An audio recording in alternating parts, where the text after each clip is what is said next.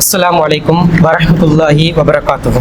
அன்பிற்குரிய அல்லாஹ்வின் நல்லடியார்களே, ரமலானுடைய காலங்களில் அதிகமாக வணக்க வழிபாடுகளில் ஈடுபட்டவர்களாகவும் அதிகமாக இறைவனுக்கு அஞ்சு நடக்கக்கூடியவர்களாகவும் நோன்பு நோக்கக்கூடியவர்களாகவும் நாம் இருந்தோம். ரமலானை முடிந்து நபிகள் நாயகம் ஸல்லல்லாஹு அலைஹி வஸல்லம் அவர்கள் ஒரு நோன்பை எனக்கு என்ன செய்கிறாங்கன்னு சொன்னால் அதிகமாக வலியுறுத்துறாங்க.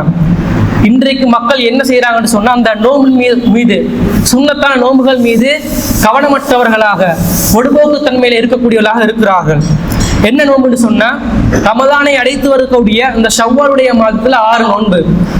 இந்த நோன்பை குறித்து நபிகள் நாயகம் ஸல்லல்லாஹு அலைஹி வஸல்லம் அவர்கள் கூறுகின்ற போது, மன் ஸாம ரமலான, யார் ரமலானுடைய மாதத்திலே நோன்பு நோற்று சும்மா அத்பஅு சித்தன் மின் ஷவ்வாலின் கான கஸியாமித் தஹர், அதற்கு பிறகு வரக்கூடிய ஷவ்வாலுடைய மாதத்திலே 6 நோன்புகளை நோக்கிறார்களோ அவர் காலம் முழுவதும் நோன்பு நோற்றவரை போலாவார் அப்படின்னு அல்லாஹ்வின் தூதர் ஸல்லல்லாஹு அலைஹி வஸல்லம் சொல்லக்கூடிய செய்தி முஸ்லிம்லே 1164வது ஹதீஸாக பதிவு செய்யப்பட்டிருக்குது. யார் ரமலானுடைய மாதத்தை நோற்று ரசூலுல்லாஹ் சொல்றாங்க, ரமலானுடைய மாசத்துல நோன்பை நோற்று அதுக்கு பிறகு வரக்கூடிய ஷவ்வாலுடைய மாதத்திலே 6 நோன்பை யார் நோக்கிறார்களோ அவர்களுக்கு காலம் முழுவதும் நோன்பு நோற்ற நன்மை கிடைக்கும். இன்றும் நபிகள் நாயகம் ஸல்லல்லாஹு அலைஹி வஸல்லம் சொல்லக்கூடிய செய்தி தாரமிலே பதிவு செய்யப்பட்டிருக்கிறது. 1 மாத நோன்பு 10 மாத நோன்புக்கு சமமானது. ரமலான் மாசத்துல நான் பிடிச்ச 1 மாத நோன்பு 10 மாத நோன்புக்கு சமமானது. அதன் பின்னர் 6 நோன்பு 2 மாதங்களுக்கு சமமானது. ஒரு வருஷம் முழுவதும் நோன்பு நோற்றக்கூடிய அந்த நன்மையை அடைந்து கொள்ளக்கூடிய ஒரு நோன்பாக இந்த 6 நோன்பு இருக்குது. பொதுவாகவே நோன்புக்கு வழங்கப்பட்ட ஒரு சிறப்பு தான் என்னன்னு சொன்னா, அதுக்குரிய கூலியை அல்லாஹ் தான் வழங்குறான். அல்லாஹ் பொறுப்பெடுத்துக் கொள்றான். நோன்பு எனக்குரியது, அதற்குரிய கூலி நானே வழங்குவேன் என்று சொல்லி நோன்பை பிரத்யேகமா அல்லாஹ் என்ன செஞ்சுக்கொண்டான், அவனுடைய பொறுப்புல எடுத்துக்கொண்டான். பொதுவாக அனைத்து நல்லவர்களுக்கும் அல்லாஹ் தான் கூலி வழங்குறது. நோன்பை பிரத்யேகமா அல்லாஹ் என்ன செஞ்சுட்டான், பிரத்யேகமா எடுத்துக்கொண்டான்.